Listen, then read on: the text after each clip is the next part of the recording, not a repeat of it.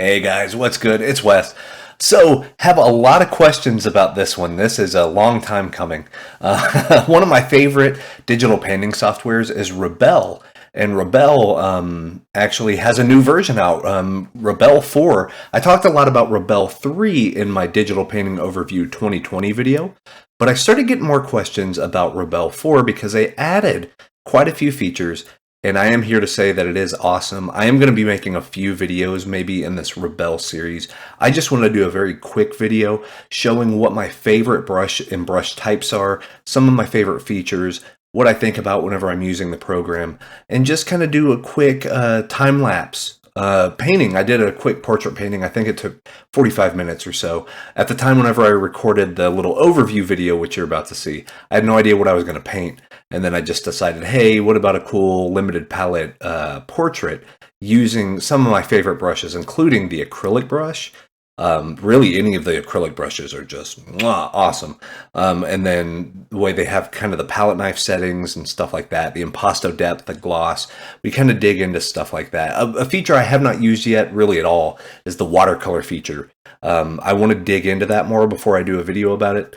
But I just wanted to give you guys a quick heads up that there's going to be more videos to Rebelle since there's so much to look at and like dig into. But just know that it is on my mind. I am reading the comments, and trust me, there's a few other ones I might be doing a review on as well. But without further ado, let's just take a look at Rebelle 4, what my favorite features are, and get into a little portrait time-lapse video. But yeah, hope you enjoy.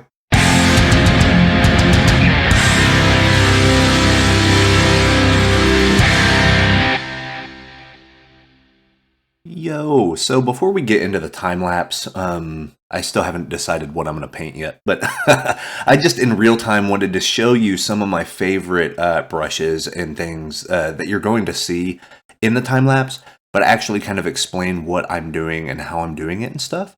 Like I said before, I haven't used a lot of the watercolor features on here. That's where this thing, I think, really shines, and a lot of people buy Rebelle for the watercolors.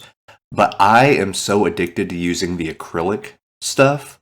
It just works exactly the way I want it. But I just want to show you guys some of these features. That way, whenever you see the time lapse, you can kind of make sense of some of the techniques I'm doing. So I'm just going to make a new artwork here, 11 by 14. 72 DPI. Cool feature right here. If you click, let me close that real quick. Over here, you're going to be able to select your canvas, like what your canvas texture is going to be.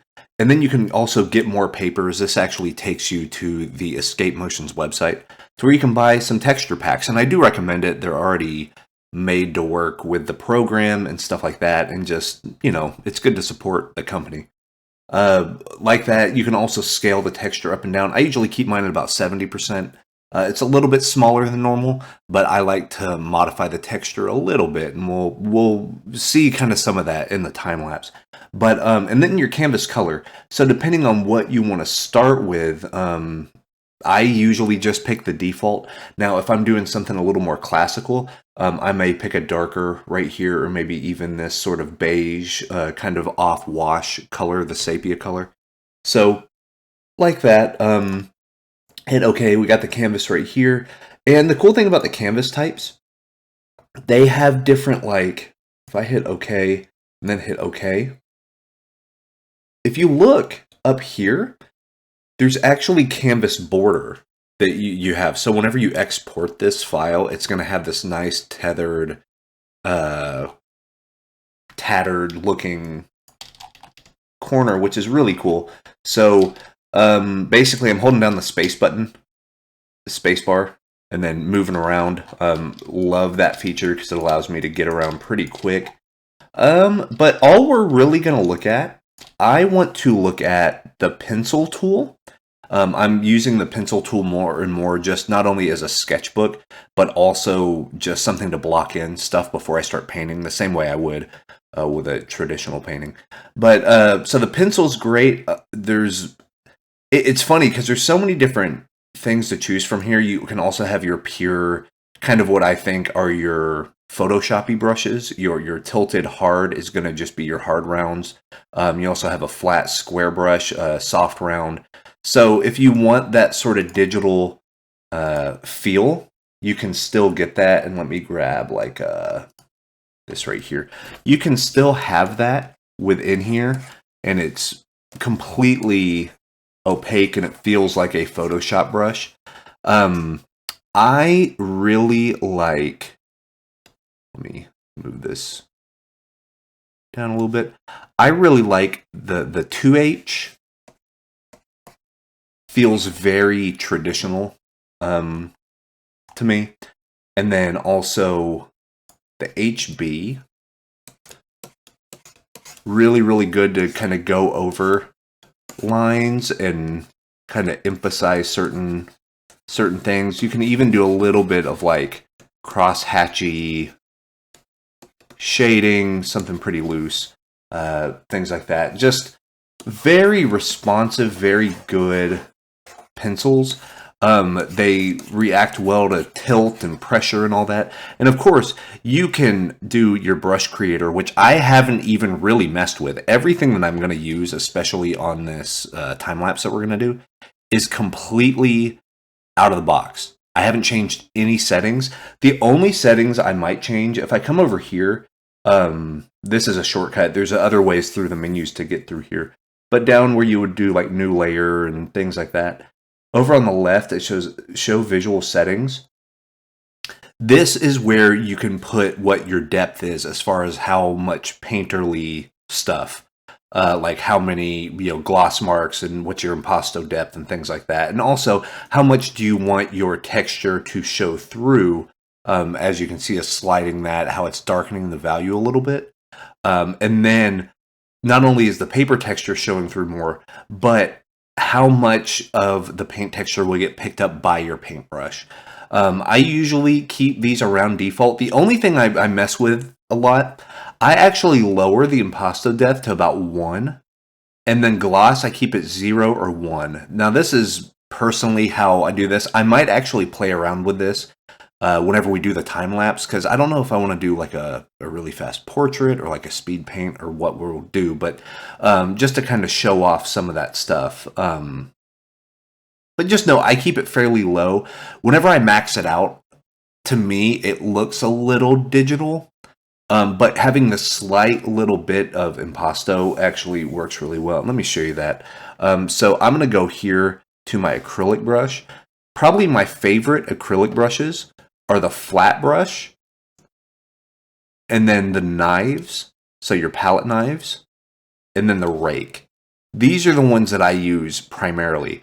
And another thing I like about this is not overwhelming in regards to how many options it gives. You have a little bit of a dabber, you have a few fan brushes, a light fan brush, heavier texture, things like that. And then you have your standard filbert brush, which feels pretty good, but this flat brush, to me, it has the right amount of give and the right amount of feel. And what's great is it blends super well. And like I said, I haven't messed with any of the features. I just like that it can pick up. Yeah, I just like that it picks up whatever's underneath it and beside it. Very fun. Then your knives, your palette knives, same thing, bigger, broader strokes. So depending on what your pressure is, how much pressure you're putting, is going to be how thick that line is. But for like backgrounds and stuff, if you want to give a little bit of interest to your backgrounds, something like this is perfect because, God, this just looks so good. Like, and I haven't tweaked anything. It just works, man. I like it. And then your second knife, it's a little more daggery, I believe. Yeah, it's a little more daggery. It kind of digs in more to that paint. My favorite feature, and oddly enough, it might be the feature I love the most about this. Whenever you pick your brush and you're going to see the size, the loading, the wetness, and things like that. But I want you to pay attention to these right down here. They're kind of small, but you have paint, which is just pure painting over top. So it still keeps some of the blend settings and things like that, but it is a little bit more opaque in regards to, it's really just putting down the pressure and putting down kind of it's a little bit more opaque, basically. Like it's getting your brush is loaded more heavily with the pigment that you've selected. But if you go to paint and mix, that's whenever it's really going to start picking up some of the hues underneath and beside. You can also do paint and blend, which really kind of gets you this rich vibrancy in regards to your blends. I usually stay with the paint and mix simply because the way I have my tablet set up, I can actually do a little bit more control. You see that? Like I'm still on the brown, but I can slowly start maybe introducing it right here. I just really like that setting. But maybe the coolest setting is your blend mode. Now keep in mind, this basically changes the mode of how the brush works with whatever brush tip you have selected. So basically, all of these brushes, you know, what were it? 1, 2, 3, 4, 5, 10, 15, 16 brushes. If you multiply that by 1, 2, 3, 4, 5, you know, that's how many different variants you can have of each one of these. And that doesn't even get into the sizing and the loading and the wetness and the brush, you know, changing your jitter and things like that. But I love the blend mode. Normally what I do, a majority of my painting is done with a flat brush. Then I'll come in with the texture knives, the palette knives, kind of put in some stuff. And then I'll go in around my edges, certain edges with the blend mode with one of the palette knives and literally blend it out.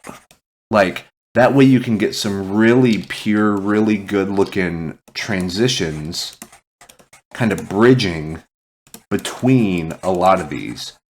And like, for me, that's the game changer. Like, I can't tell you how much of a lifesaver that is, because it's almost like I can do real-time editing on whatever my edges are. I'll be like, oh, if I want to make, let's say I want to come down here and like make a square or something, I can get a flat brush, get something dark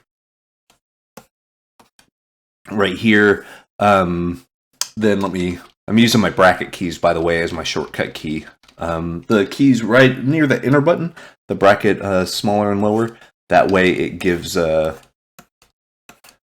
have something like this, but let's say I didn't want that right there. I can also get the eraser, and it's the same brush, same exact settings, kind of erase some of this out, make it look good. Then let's say I want to introduce a little bit of this blue color. I'm going to paint and mix right here. I'm going to slowly kind of come in. Let me even get a little bit more saturated of a color here and kind of paint this in.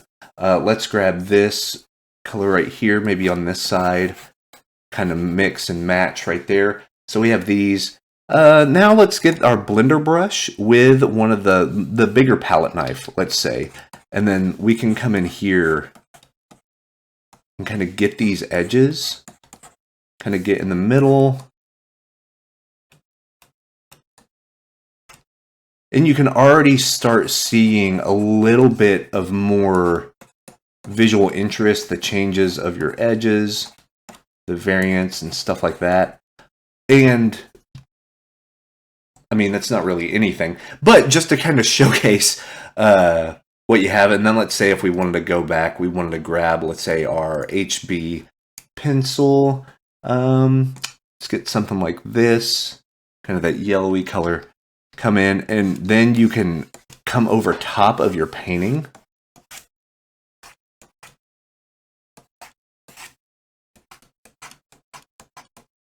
And the way that kind of blends in with everything, it feels very traditional, which I like quite a bit. And then, of course, if you notice with the pencils, you either have paint, blend, or erase. So we can even get this blender for this pencil. Move this up a little bit. And now you almost have, you know, whenever you're working with charcoal or something similar, and it does this, like your hand brushes against it and kind of smears stuff around, that it gets a great look like that. And the same thing, you can even do your kind of craft pencils. You see what I mean? It has this nice, beautiful smeary look to it. So depending on, and then you can even go to the charcoal soft with a blend and really kind of fire that in there. Look at that. That is unbelievable. Like, what? God, this software is so rad. You can experiment. You can kind of do whatever you want. And I think that's a whole lot of fun. But just know that I primarily use the acrylics and the pencil more than anything else on here. I need to really do a deep dive and learn how the watercolor works, because there's different things that you can like add water and sponges to the canvas. Then whenever you put watercolor on, it'll drip, and then you can like blow dry it and stuff. So there's a lot to learn and a lot to go over with that. But I'm not great at it, so I don't feel comfortable showing it off yet. But with oils, what's really cool, let's bring this impasto depth up. And you'll notice as we bring this up and the gloss up, you can actually see the effect on what we already have on the canvas here. See what I mean? So if I fully maxed out all of that, check that out. That's crazy, right? So you can kind of see what I mean, though. It looks a little, in my opinion, now edges like this look genius. I think that's great. But whenever you start getting into some of the mud right here, that's where it's a little, I don't know, like it's believable, but it's almost too exact. Like you can tell it's a little mathematical. But what I usually do is that's why I will lower the gloss. And see, that already kind of brings that matte finish back into it. And then I'm going to lower that. And like I said, I normally keep it around a 1. That way there's just a little bit of edge variance. But if you knock that up, yeah, maybe about a 6. And then gloss maybe at a... So you can feel free to go ahead and paint and then just change this stuff afterwards, which is totally a great way to work. So yeah, usually I stay at 1 just to get that little bit of information on there. And see, you can see there. Then impasto depth, you can tell how all the crevices within the paint are getting there. And then gloss, some of those hot spots right there. So depending on what your piece is and how it's painted, it may or may not work best with huge impasto depth and gloss and stuff like that. Like I said, I usually keep mine fairly low, just to give a little bit of visual interest. But if you do the oils, these oils, man, goodness, they can get super thick. And look at that. Like, that's at the impasto depth too. And you can already see that sort of deal. So if we do like a flat dry right here, I mean, it's already building up like crazy. Rough dry, you can... Beautiful, almost mimics that. It has more texture, but it very much feels like that fan brush, or not fan brush, the palette knife. But then if you actually grab the palette knife coming through here, I do love the oil palette knife. I think it looks beautiful. Knife number 2 is a little bit more textured, but you see how the oils are just automatically more dense in regards to how much information they're putting on there. So if we even lower that back down. With the oil paints, what I found works really cool for me is actually keeping the impasto at either 0 or 1. And then just upping the gloss. And that way it can catch some of those edges. So let's say we're kind of doing this. We grab that, get that knife in there. See what I mean? And like you could still get the good blends by kind of putting your basics right here. Then if you grab your blend. But see, even the oil blend adds brushstroke stuff, adds the impasto depth to it. So if you really love that impasto look, I would say go with the oil brushes. Of course, you can change it with the acrylics, but since I'm more of a digital, kind of a flatter painter, At least whenever I work this way. I like the acrylics. The acrylics just work a little smoother to me. It feels like I have a little more control over the acrylics.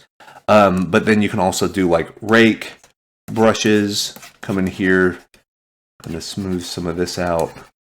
And of course, if we bring this impasto all the way down, now I just love the way the brushes look and see those blends and stuff like that. I could do this all day, man. Just really cool, really fun. Highly recommend Rebelle. I need to do a more comprehensive review, but just know I'm a huge fan. I think it is worth it if you want to experiment and you work more like a painter than maybe a special effects artist, or if you're not real big into using like lasso tools or the other digital stuff like color dodges and blending modes and all that stuff.